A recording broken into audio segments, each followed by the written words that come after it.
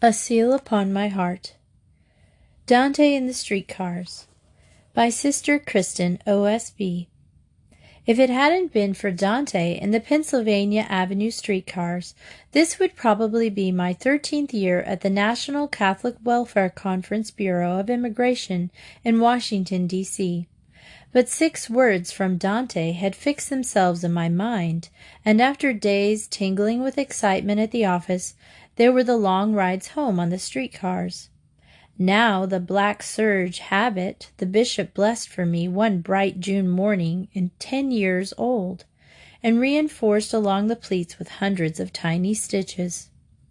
I was a junior here in the College of St. Benedict in St. Joseph's, Minnesota, when I studied Dante's Divine Comedy. For the first time, it opened up a new world and a new heaven.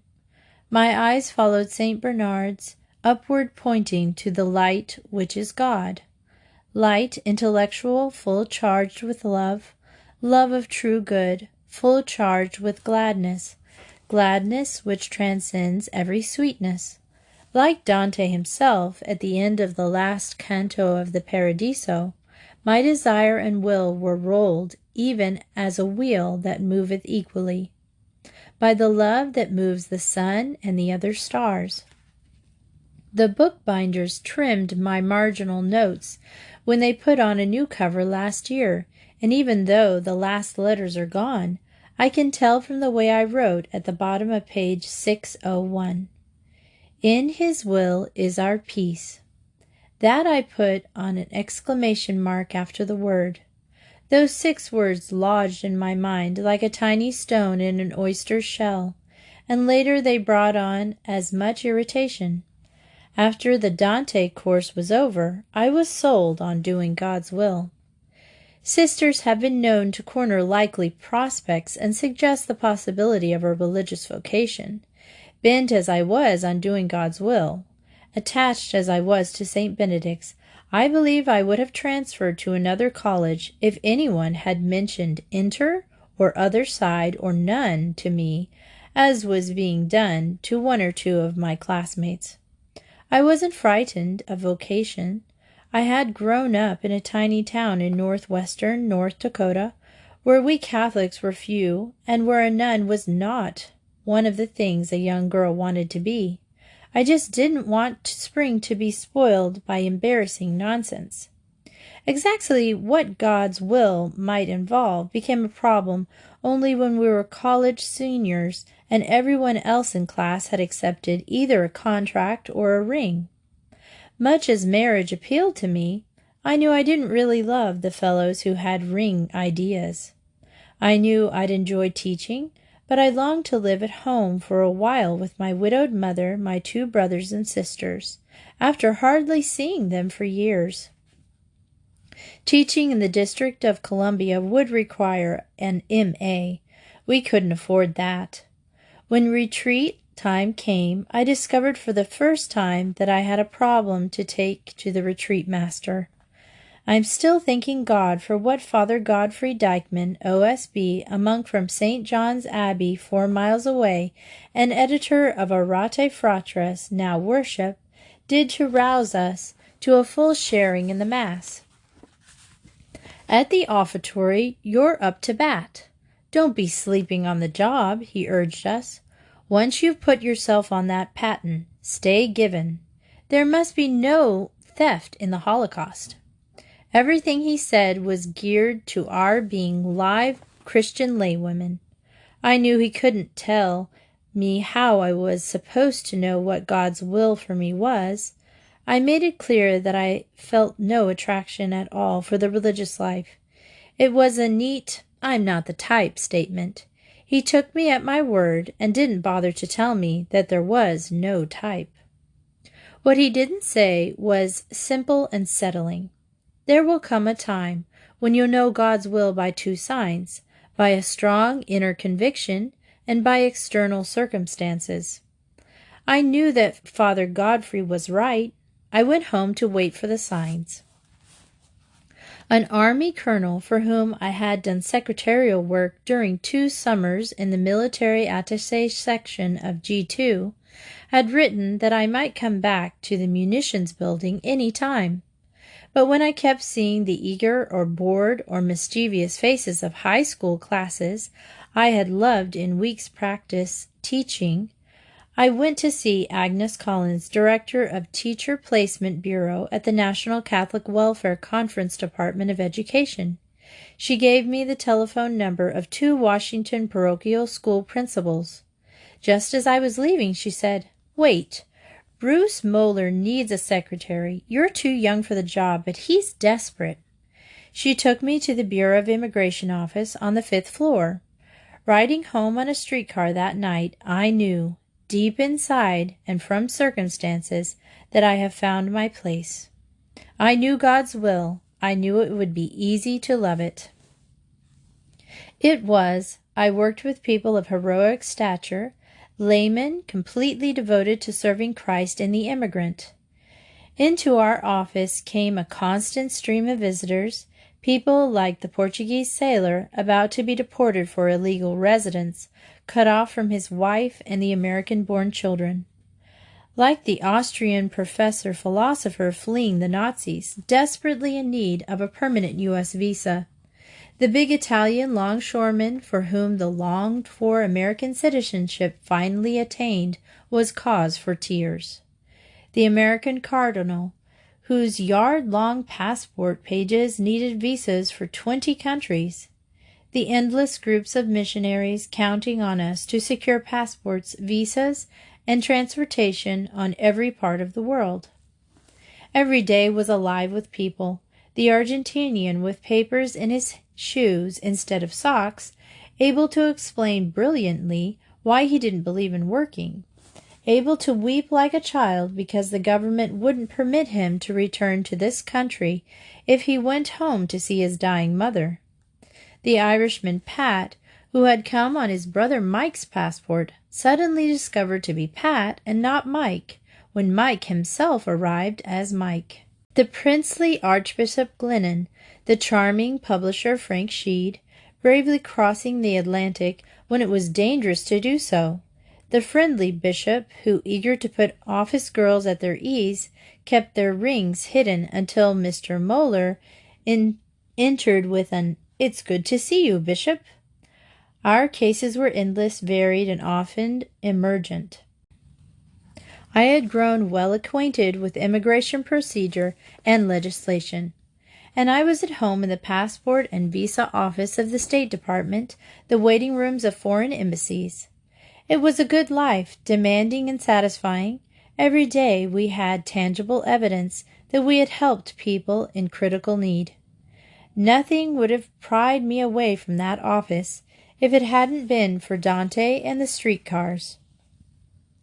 Early in my NCWC days, Margaret Lynch, Executive Secretary of the National Council of Catholic Women, had invited me to go with her on an oblate meeting at St. Anselm's Priory.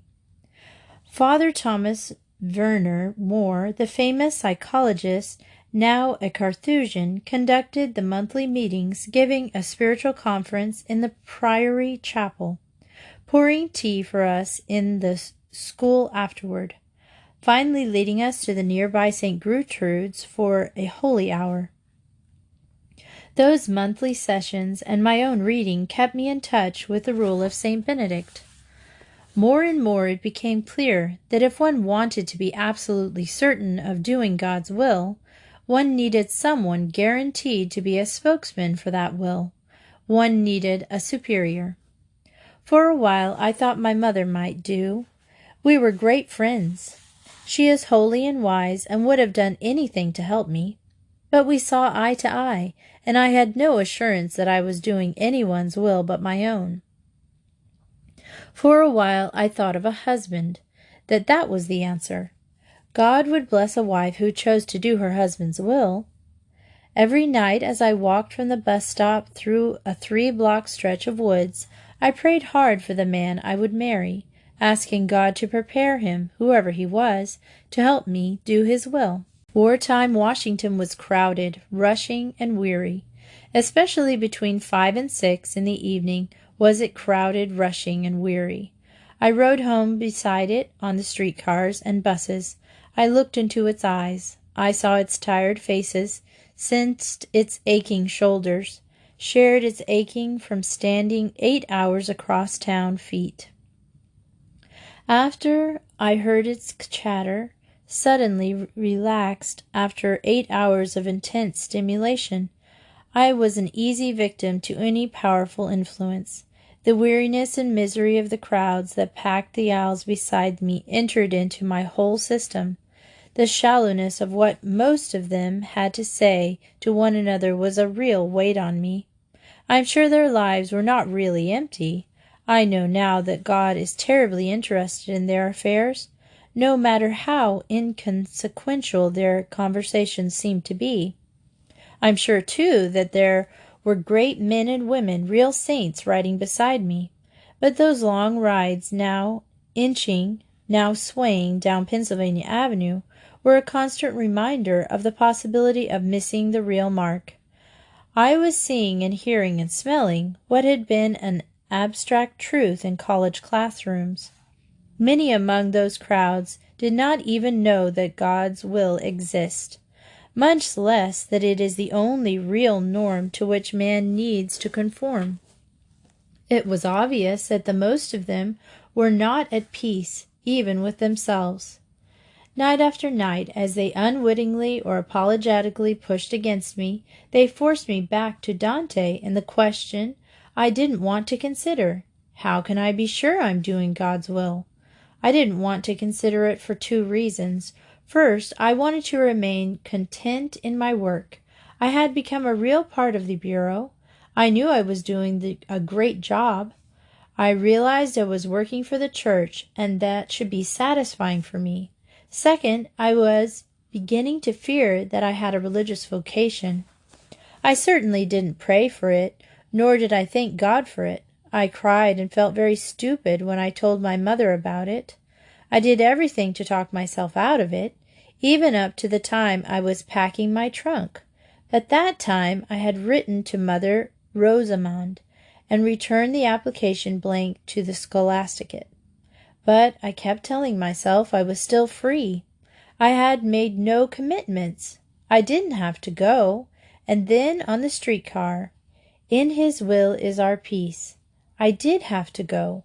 I knew from the sure inner conviction that only in a religious community could I be sure I was doing God's will. I knew from external circumstances, too. I had finished paying college bills. I had helped Mother buy a house. There was nothing to hold me back except my own revulsion. After 2 years, I resigned from the Bureau of Immigration, drank my last cocktail, and left my beloved family and the lovely house on Hillcrest Drive. I couldn't show a spark of enthusiasm, natural or supernatural, for the life I was choosing. I only knew that I had to choose it. Once in the Scholasticate here, I tried not to look as I pulled on the black stockings. My aspirant's uniform, beautifully pleated, trimmed with white collar and cuffs, hung beneath my coat and often clung to my cotton stockinged legs. Delighted as I was to be at home at St. Benedict's, I found it hard to respond to the enthusiastic congratulations of the sisters. Tremendous graces came to the rescue in a hurry. One can, in words of a nun friend whom I had confided my distaste for everything about convent life, at least as I supposed it would be, she said simply, "God doesn't ask that we do His will with emotion or enthusiasm. He only asks that we do it." That was simple enough. Another came in the form of 3 divisions of freshman college English. It was easy to be enthusiastic about teaching beautiful girls who were eager to learn.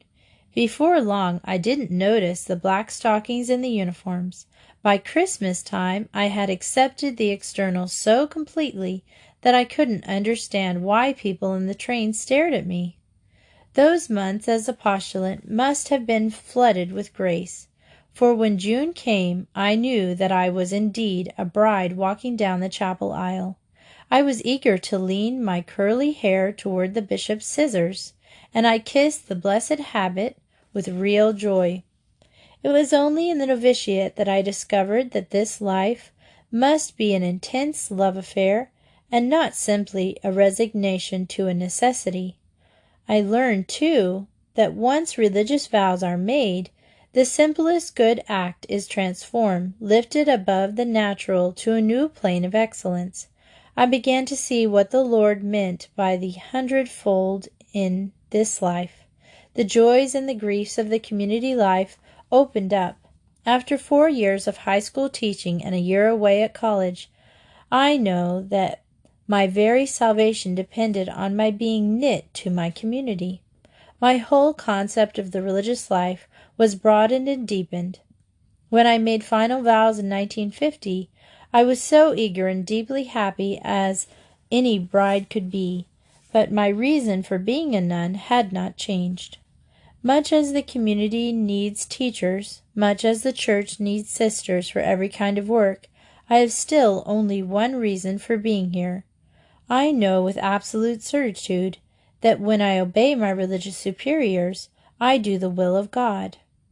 That means I am one with Him in the deepest, surest way possible. What I do and how I feel about it does not matter at all, really. My superiors are human and can make mistakes, but I can't possibly make a mistake by obeying them. I have the word of God and of His church that it is so. As long as I obey, I do His will, and in the midst of great turmoil, I have the peace Dante was talking about, the peace the streetcar drove me to seek. The end. I think I'll stop the book now because there are some more stories, but I think we've done enough of this book. And I've really enjoyed it. I remember it from when I was younger, and the story about the streetcar, I still remember today. It's one of those ones that you remember. I love the way all the girls in this were so different. You know, they all were so different. They came from different backgrounds. Some of them came from big families. Some of them came from small families. Some of them didn't want to be nuns. Some always wanted to be nuns. It was really cute. I liked it a lot. And I did want to clarify one point. In the one where the girl was from Hawaii, she said she was baptized as Rachel. And then later on, when she became Catholic, she was baptized, you might say, again. Well, you can only be baptized once, and it's because in the Catholic or Christian faith, you are baptized in the name of the Father, Son, and Holy Ghost. And the Mormons say something different from that. So she wasn't really baptized. She had to be baptized in the Christian faith. And there's lots of questions you might have about nuns, and maybe this clarified some of it. Now, the next book we're going to read is a mystery. It's called Trixie Belden and the Mysterious Code. And oh no, it looks like their club that they have, the Bob Whites, might be disbanded by their school. It sounds pretty scary. But there's something in here about a secret code they keep on finding. It reminds me kind of the Sherlock Holmes and the secret code. But that's our next one, and join us for that.